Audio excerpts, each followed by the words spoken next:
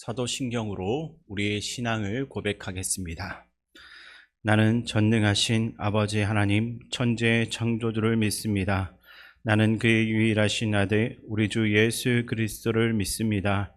그는 성령으로 잉태되어 동정녀 마리아에게서 나시고 본디오 빌라도에게 고난을 받아 십자가에 못 박혀 죽으시고 장사된 지 사흘 만에 죽은 자 가운데서 다시 살아나셨으며 하늘에 오르시어 전능하신 아버지 하나님 우편에 앉아 계시다가 거기로부터 살아있는 자와 죽은 자를 심판하러 오십니다.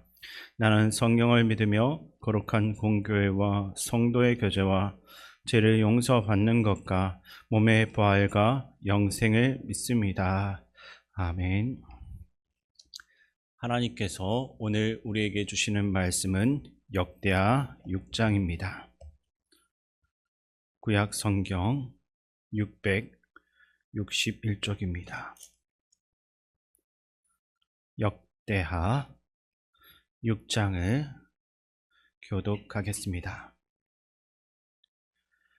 그때 솔로몬이 이르되 여호와께서 캄캄한 데 계시겠다 말씀하셨사오나 내가 주를 위하여 거하실 성전을 건축하였사오니 주께서 영원히 계실 처소로소이다 하고 얼굴을 돌려 이스라엘 온 회중을 위하여 축복하니 그때 이스라엘의 온 회중이 서 있더라. 왕이 이르되 이스라엘 하나님 여호와를 송축할지로다. 여호와께서 그의 입으로 내 아버지 다윗에게 말씀하신 것을 이제 그의 손으로 이루셨도다. 이르시기를 내가 내 백성을 애굽 땅에서 인도하여 낸 날부터 내 이름을 둘 만한 집을 건축하기 위하여 이스라엘 모든 지파 가운데서 아무 성읍도 택하지 아니하였으며 내 백성 이스라엘의 주권자가 될 사람을 아무도 택하지 아니하였더니 예루살렘을 택하여 내 이름을 거기 두고 또 다윗을 택하여 내 백성 이스라엘을 다스리게 하였노라 하신지라. 내 아버지 다윗이 이스라엘의 하나님 여호와의 이름을 위하여 성전을 건축할 마음이 있었더니 여호와께서 내 아버지 다윗에게 이르시되 내가 내 이름을 위하여 성전을 건축할 마음이 있으니 이 마음이 내게 있는 것이 좋도다. 그러나 너는 그 성전을 건축하지 못할 것이요 내 허리에서 나온 내 아들 그가 내 이름을 위하여 성전을 건축하리라 하시더니 이제 여호와께서 말씀하신 대로 이루셨도다. 내가 여호와께서 말씀하신 대로 내 아버지 다윗을 대신하여 일어나 이스라엘 왕위에 앉고 이스라엘의 하나님 여호와의 이름을 위하여 성전을 건축하고 내가 또 그곳에 여호와께서 이스라엘 자손과 더불어 세우신 언약을 넣은 궤를 두었노라 하니라. 솔로몬이 여호와의 제단 앞에서 이스라엘의 모든 회중과 마주서서 그의 손을 펴니라. 솔로몬이 일찍이 놋으로 대를 만들었으니 길이가 5규빗이요 너비가 5규빗이요 높이가 3규빗이라. 뜰 가운데에 두었더니 그가 그 위에 서서 이스라엘의 모든 회중 앞에서 무릎을 꿇고 하늘을 향하여 손을 펴고 이르되 이스라엘의 하나님 여호와여 천지에 주와 같은 신이 없나이다. 주께서는 온 마음으로 주의 앞에서 행하는 주의 종들에게 언약을 지키시고 은혜를 베푸시나이다. 주께서 주의 종 내 아버지 다윗에게 허락하신 말씀을 지키시되 주의 입으로 말씀하신 것을 손으로 이루심이 오늘과 같으니이다.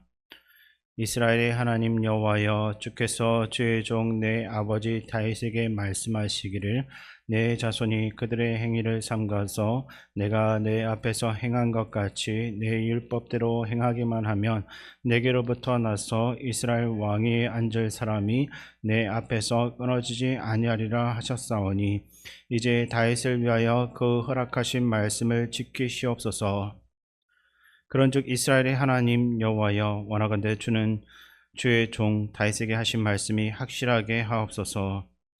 하나님이 참으로 사랑과 함께 땅에 계시리까 보소서. 하늘과 하늘들의 하늘이라도 주를 용납하지 못하겠거든 하물며 내가 건축한 이 성전이오리까. 그러나 나의 하나님 여호와여 주의 종의 기도와 간구를 돌아보시며 주의 종이 주 앞에서 부르짖는 것과 비는 기도를 들으시옵소서.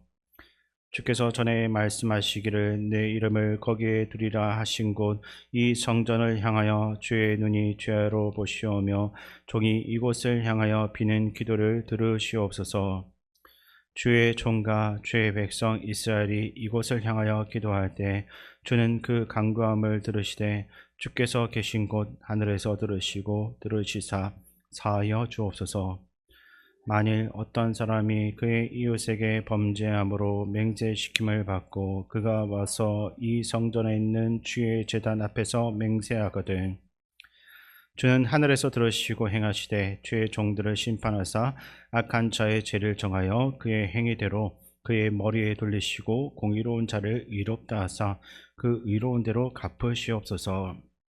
만일 주의 백성 이스라엘이 주께 범죄하여 적국 앞에 패하게 되므로 주의 이름을 인정하고 주께로 돌아와서 이 성전에서 주께 빌며 간구하거든 주는 하늘에서 들으시고 주의 백성 이스라엘의 죄를 사하시고 그들과 그들의 조상들에게 주신 땅으로 돌아오게 하옵소서.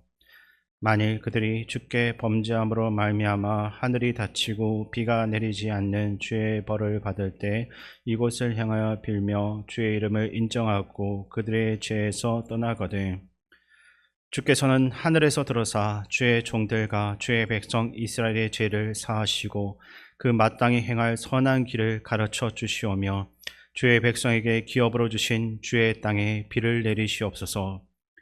만일 이 땅에 기근이나 전염병이 있거나 곡식이 시들거나 깐부기가 나거나 메뚜기나 항충이 나거나 적국이 와서 성읍들을 에워싸거나 무슨 재앙이나 무슨 질병이 있거나를 막론하고 한 사람이나 혹 주의 온 백성 이스라엘이 다 각각 자기의 마음의 재앙과 고통을 깨닫고 이 성전을 향하여 손을 펴고 무슨 기도나 무슨 간구를 하거든 주는 계신 곳 하늘에서 들으시며 사유하시되 각 사람의 마음을 아시오니 그의 모든 행위대로 갚으시옵소서. 주만 홀로 사람의 마음을 아심이니이다. 그리하시면 그들이 주께서 우리 조상들에게 주신 땅에서 사는 동안에 항상 주를 경외하며 주의 길로 걸어가리이다. 주의 백성 이스라엘에 속하지 않은 이방인에게 대하여도 그들이 주의 큰 이름과 능한 손과 펴신 팔을 위하여 먼 지방에서 와서 이 성전을 향하여 기도하거든 주는 계신 곳 하늘에서 들으시고 모든 이방인이 주께 부르짖는 대로 이루사 땅의 만민이 주의 이름을 알고 주의 백성 이스라엘처럼 경외하게 하시오며 또 내가 건축한 이 성전을 주의 이름으로 일컫는 줄을 알게 하옵소서. 주의 백성이 그 적국과 더불어 싸우고자 하여 주께서 보내신 길로 나갈 때 그들이 주께서 택하신 이 성과 내가 주의 이름을 위하여 건축한 성전이 있는 쪽을 향하여 주께 기도하거든 주는 하늘에서 그들의 기도와 간구를 들으시고 그들의 일을 돌보시옵소서.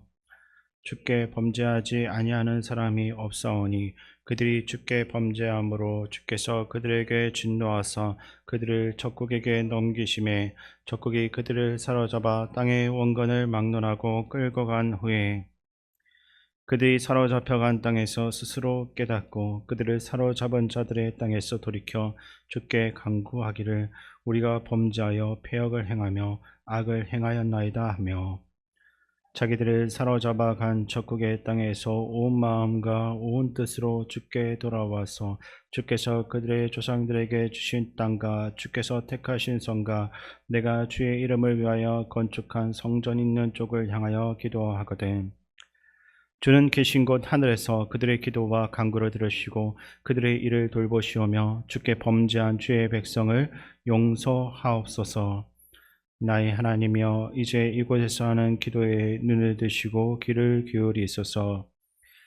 여호와 하나님이여 일어나 들어가사 주의 능력의 개와 함께 주의 평안한 처소에 계시옵소서. 여호와 하나님이여 원하옵건대 주의 제사장들에게 구원을 입게 하시고 또 주의 성도들에게 은혜를 기뻐하게 하옵소서. 여호와 하나님이여 주의 기름 부음 받은 자에게서 얼굴을 돌리지 마시옵고 주의 종 다윗에게 베푸신 은총을 기억하옵소서 하였더라. 아멘.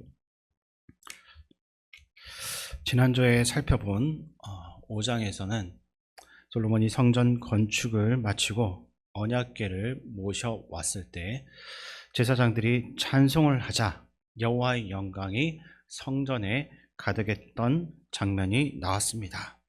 그리고 오늘 본문은 그 성전이 완공이 된 후에 솔로몬이 헌당 기념사를 하고 회중을 축복하며 성전이 어떻게 세워졌는지에 대해서 설명하는 내용이 나오고 있습니다.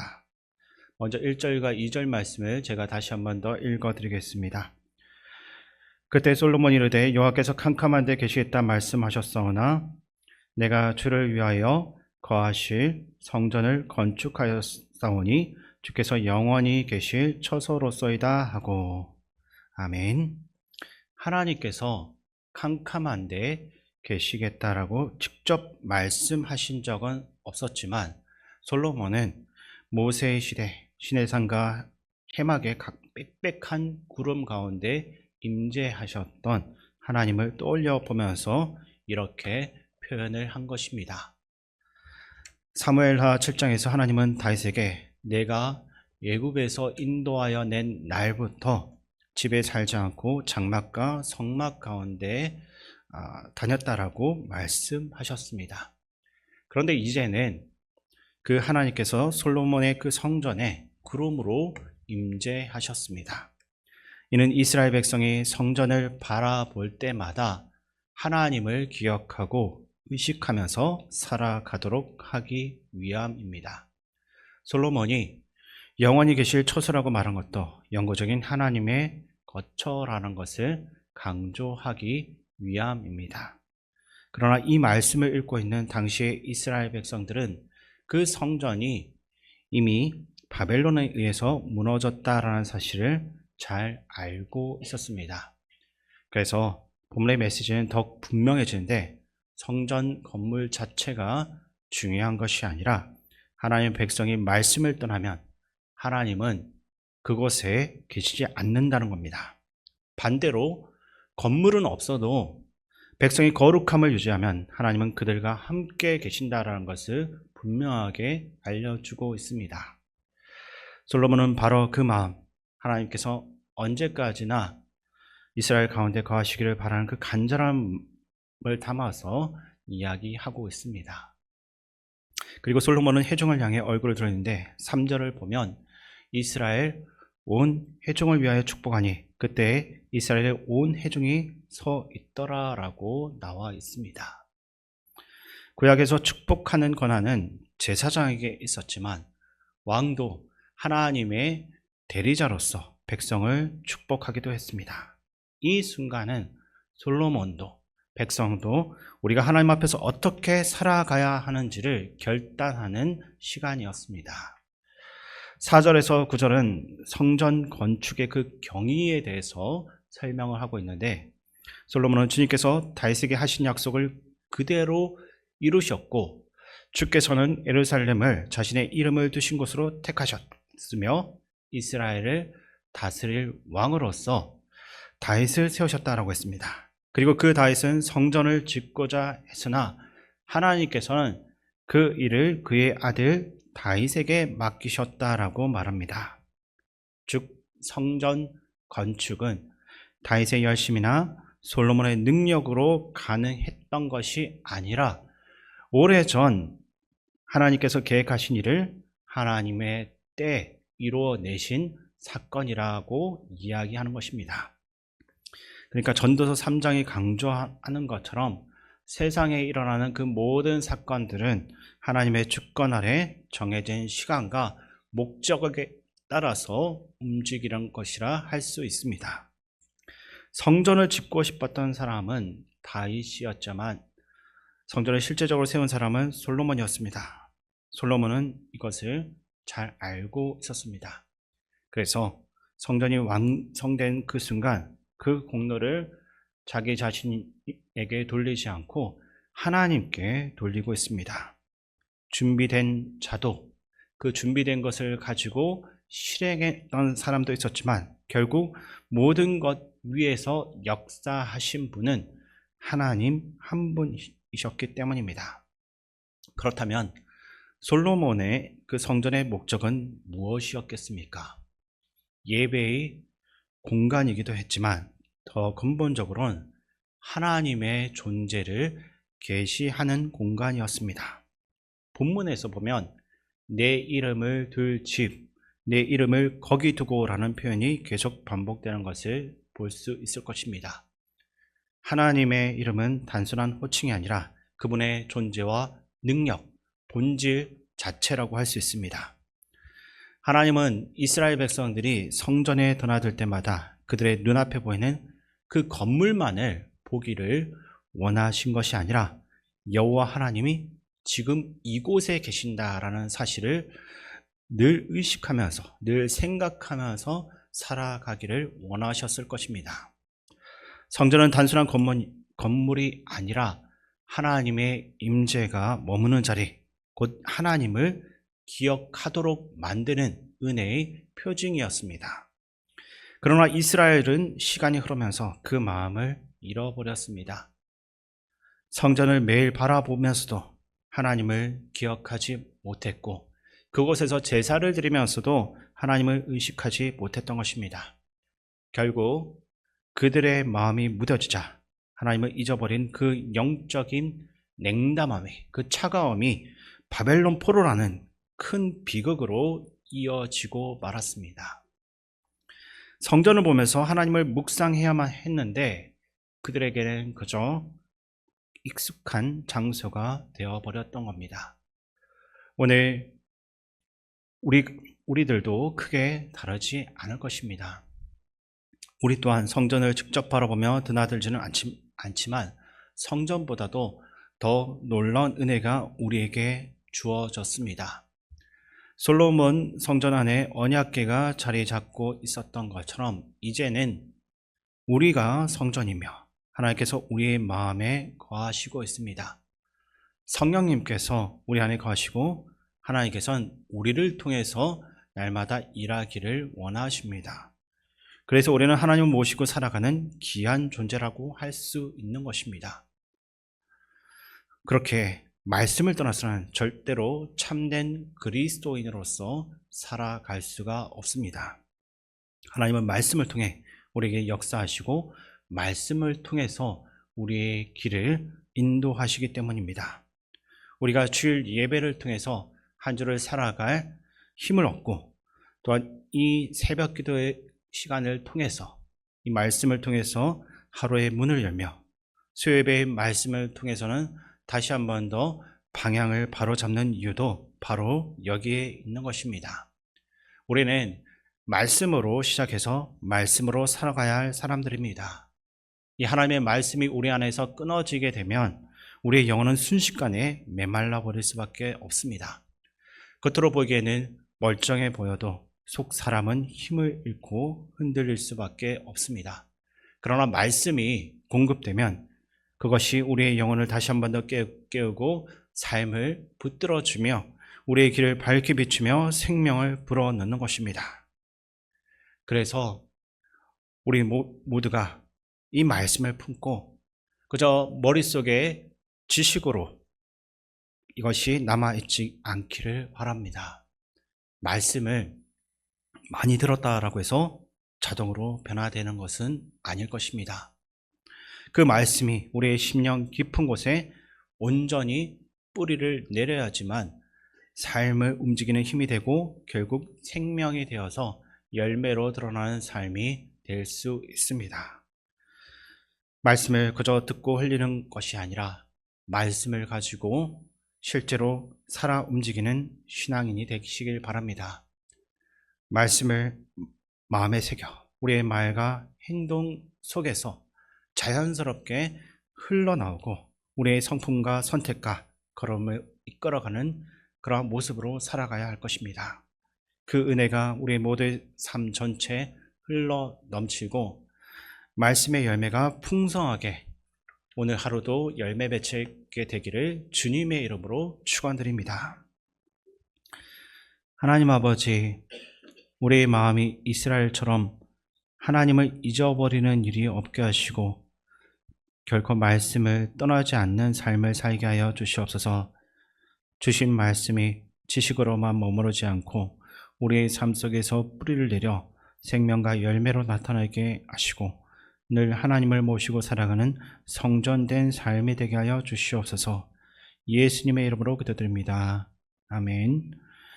하늘에 계신 우리 아버지의 이름을 거룩하게 하시며 아버지의 나라가 오게 하시며 아버지의 뜻이 하늘에서와 같이 땅에서도 이루어지게 하소서. 오늘 우리에게 일용할 양식을 주시고 우리가 우리에게 잘못한 사람을 용서하여 준 것 같이 우리 죄를 용서하여 주시고 우리를 시험에 빠지지 않게 하시고 악에서 구하소서. 나라와 권능과 영광이 영원히 아버지의 것입니다. 아멘. 이 시간 기도할 때 하나님의 말씀을 우리 마음에 온전히 품고 날마다 그 말씀에 순종하며 살아갈 수 있도록 기도하시고 그 순종이 우리의 삶 속에서 생명의 열매로 드러날 수 있도록, 그리고 나라와 민족, 국가와 지도자들을 위해 기도해 주시고 교회 어르신들과 한우들, 다음 세대와 군복무중인 청년들, 전 세계에서 복음 전하는 선교사님들, 담임 목사님을 위해서 함께 마음과 기도하겠습니다.